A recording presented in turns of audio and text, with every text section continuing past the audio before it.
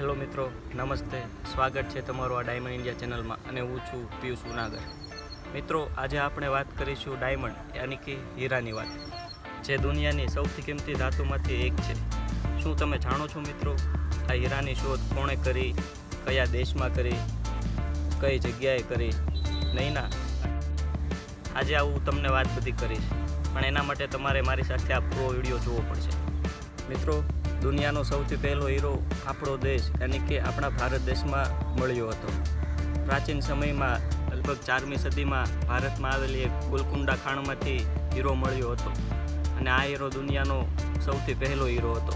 અને મિત્રો, આના પછી તો આ ગોલકુંડા ખાણમાંથી ઘણા બધા હીરા કાઢવામાં આવ્યા હતા. વિશ્વ પ્રસિદ્ધ હીરો કોહિનૂર પણ આ ભારત દેશની ગોલકુંડા ખાણમાંથી કાઢવામાં આવેલો હતો.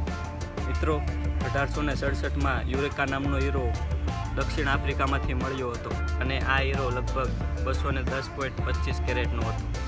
અને આ હીરો ઓરેન્જ નદીના કિનારે 15 વર્ષના યુરોમસિસ સ્ટેફક નામના યુવાનને મળ્યો હતો. અને આના પછી હીરાના વ્યાપાર કરવા માટે 2 કંપનીઓની સ્થાપના કરવામાં આવી. એકનું નામ DBS અને બીજીનું નામ DTC.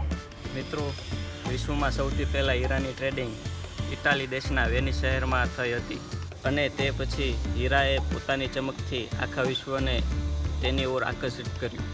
અને આજે મિત્રો, હીરાની દુનિયામાં ભારત સૌથી પહેલા સ્થાન પર આવે છે. મિત્રો, આ વિડીયો પસંદ આવ્યો હોય તો લાઈક અને સબસ્ક્રાઈબ જરૂર કરો, કારણ કે આવનારા વિડીયોની તમને જાણકારી મળે.